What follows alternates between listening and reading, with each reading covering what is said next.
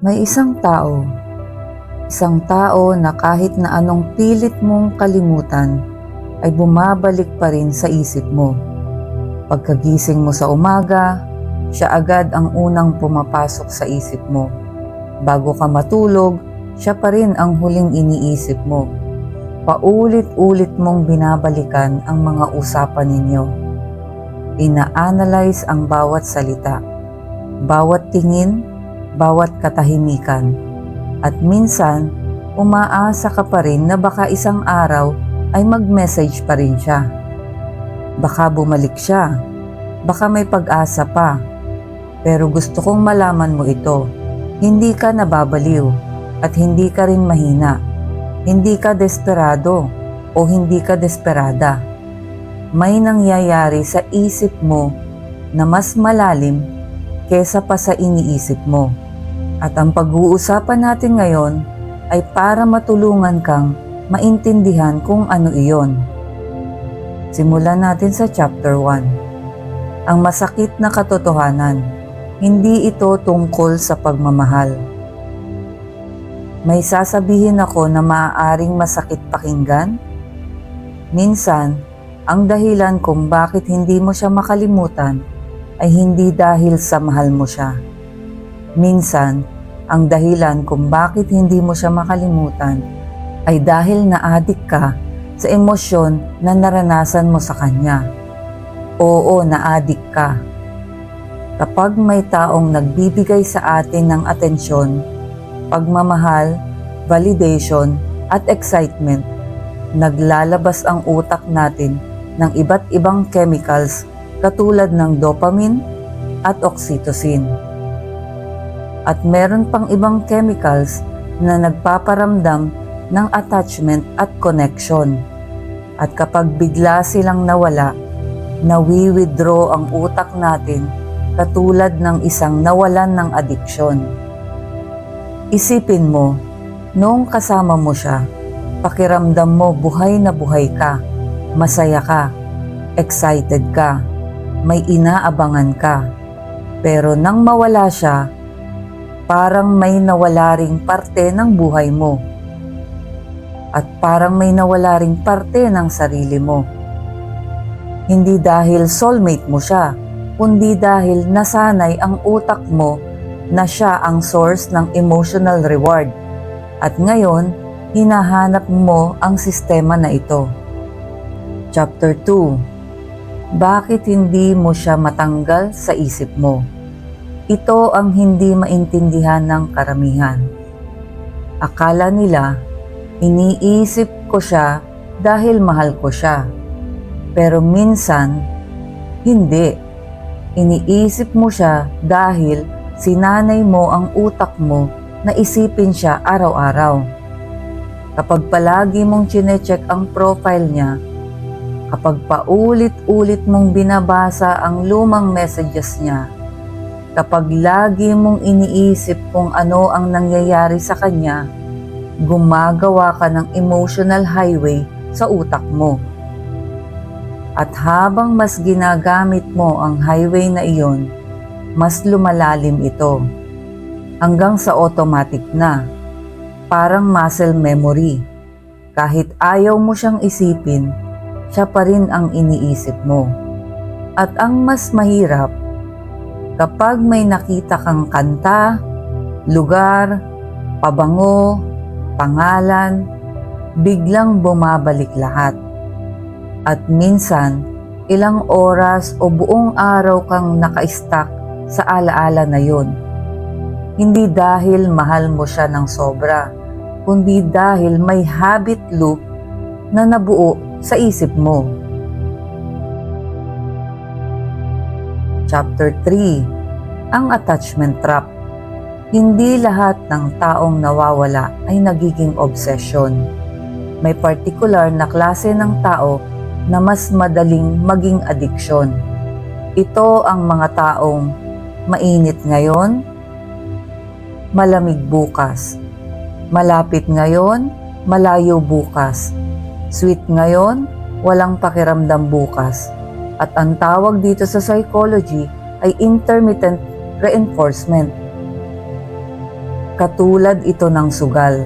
Hindi ka naaadik dahil lagi kang nananalo. Naaadik ka dahil hindi mo alam kung kailan ka mananalo. At ganoon din sa relasyon. Kapag hindi mo alam kung kailan siya magiging available, mas lalo mo siyang hinahabol. Mas lalo mo siyang iniisip. Mas lalo kang naa-attach. Minsan, hindi ka attach sa totoong tao.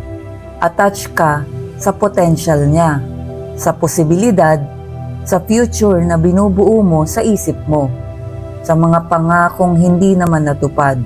At yon ang pinakamahirap bitawan. Dahil hindi totoong tao ang niluluksa mo, kundi ang future na inakala mong mangyayari. Chapter 4. Ang totoong halaga ng hindi pagbitaw. Habang iniisip mo siya, may nawawala sa buhay mo. Unti-unti, tahimik, hindi mo namamalayan, pero nawawala. Nawawala ang focus mo, nawawala ang energy mo, nawawala ang opportunities mo, nawawala ang oras mo, at nawawala ang confidence mo, ganun din nawawala ang pagkatao mo. Ilang gabi ka nang hindi nakakatulog, ilang araw ka nang walang gana, ilang pagkakataon na ang pinalampas mo dahil abala ka sa paghihintay, ilang pangarap ang pinagpaliban mo, ilang taon na ang nawala. Ito ang mahirap sa obsesyon. Hindi lang puso ang sinisira nito, pati ang kinabukasan mo. Chapter 5. Kapag pakiramdam mo, nawala ang sarili mo. Ito ang pinakamalalim na sugat. Hindi mo lang siya nawala. Pakiramdam mo, nawala mo na rin ang sarili mo. Bago mo siya nakilala, may sarili kang buhay, may sarili kang pangarap, may sarili kang pagkatao, may sarili kang direksyon. Pero habang tumatagal, unti-unti mong isinama siya sa lahat ng plano mo, sa future mo, sa identity mo, hanggang sa dumating ang punto na hindi mo na alam kung sino ka kapag wala siya. At kapag umalis na siya, parang may namatay. Hindi lang yung relasyon, kundi pati yung version ng sarili mo. Chapter 6. Ang simula ng pagbitaw. Paano ka magsisimulang bumitaw? Hindi sa pamamagitan ng paglimot. Hindi sa pamamagitan ng pagpipretend na wala siyang halaga, kundi sa pamamagitan ng pagtanggap, acceptance. Tanggapin mo muna ito. Sa ngayon, wala siya. Sa ngayon, hindi kayo. Sa ngayon, hindi nangyayari ang future na pinapangarap mo. Masakit, pero totoo. At habang nilalabanan mo ang katotohanan ito, mas lalo kang masasaktan. Chapter 7. Paano ihinto ang pag-iisip sa kanya? Sa susunod na maisip mo siya, huwag mo agad sundan ang iniisip mo. Ito ang pagkakamali ng karamihan. Kapag naisip nila ang tao, ina-analyze nila, pinapalawak pa nila, sinusundan pa nila to ng mga nakaraang pangyayari, ng mga kwento. At bago nila mamalayan, 2 oras na silang nagmumuni-muni. Subukan mo ito. Kapag pumasok siya sa isip mo, sabihin mo sa utak mo, oo, naiisip ko ito tungkol sa kanya. Pero, tuldukan mo. Hanggang doon lang. Huwag mo nang sundan, huwag mo nang usisain, huwag mo nang palawakin. I-acknowledge mo na naisip mo and then release. Parang ulap na dumaan sa langit. Hindi mo kailangang sakyan. Chapter 8. Rewire your brain. Ang utak ay parang kagubatan. Kung araw-araw mong nilalakaran ang isang daan, lumalawak ito, nagiging highway. Pero kapag tumigil kang gamitin yon, unti-unti itong mawawala. At kapag gumawa ka ng bagong daan, iyon ang lalawak. Kaya tuwing gusto mong i-stock siya, maglakad ka, mag-workout ka, magbasa ka, makipag-usap ka sa mga tao, gumawa ka ng bagong habit, bagong pathway, bagong daan, bagong buhay. Chapter 9. Hanapin mo uli ang sarili mo. Tanungin mo ang sarili mo, sino ako bago siya? Ano ang mga pangarap ko? Ano ang mga bagay na nagpapasaya sa akin? Ano ang mga hilig ko? Ano ang gusto kong marating?